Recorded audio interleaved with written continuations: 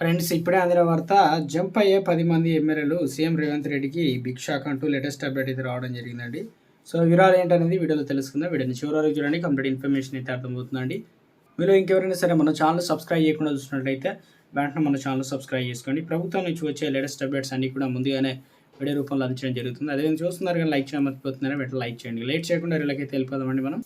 Party ఫిరాయింపుల నిరోధక చట్టం ప్రకారం 10 మంది ఎమ్మెల్యేలపైన అనర్హత వేటు వేయాలని బీఆర్ఎస్ పార్టీ సుప్రీంకోర్టులో పిటిషన్ వేసింది. ఇక ఉప ఎన్నికలు ఖాయమని కేసీఆర్, కేటీఆర్ అంటున్నారు. అలా చివరిసారిగా ఈ నెల 4వ తేదీన సుప్రీంకోర్టులో బీఆర్ఎస్ దాఖలు చేసినటువంటి పిటిషన్ను విచారించినటువంటి సుప్రీంకోర్టు నోటీసులు అయితే జారీ చేసింది.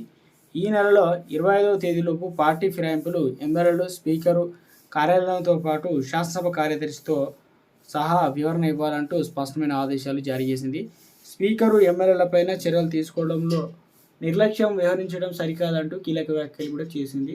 అయితే ఇప్పుడు పార్టీ ఫిరాయించిన ఎమ్మెల్యేలు మరో ప్లాన్ వేశారు. అదేంటంటే తాము పార్టీ ఫిరాయించలేదని మర్యాదపూర్వకంగా సీఎంను కలిస్తే పార్టీ ఫిరాయించినట్లు మీడియాలో రాశారని వాదిస్తున్నారు.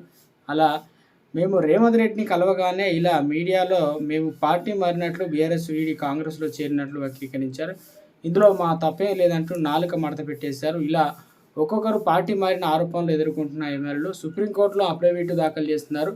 సుప్రీంకోర్టులో పార్టీ ఫిరాయించిన ఎమ్మెల్యేలు అనర్హత పిటిషన్ పైన ఇప్పటివరకు జరిగిన వాదన చూస్తే పార్టీ ఫిరాయించిన వారికి గట్టిగానే ఎదురుదెబ్బ తగిలే అవకాశం అయితే కనిపిస్తుంది. నేపథ్యంలో ముందుగానే మేల్కొన్నట్లు విమర్శలు అయితే వినిపిస్తున్నాయి.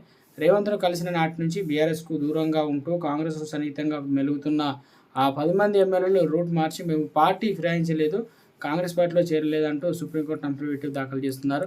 అయితే ఇప్పటికే 3 ఎమ్మెల్యేలు అఫిడవిట్ దాఖలు చేసినట్టు తెలుస్తుంది. పటాన్చెరు ఎమ్మెల్యే గూడెం మైపాల్ రెడ్డి పార్టీ ఫిరాయించిన విషయం తెలిసిందే. అయితే సుప్రీంకోర్టులో మాత్రం పార్టీ ఫిరాయించలేదు, కాంగ్రెస్ పార్టీలో చేరినట్లు వచ్చిన వార్తలు అవాస్తవం, బీఆర్ఎస్ పార్టీతో మంచి అనుబంధం ఉందని చెప్పుకొచ్చారు. అదే విషయాన్ని తాజాగా సుప్రీం సమర్పించినటువంటి అఫిడవిట్లో తెలిపారు.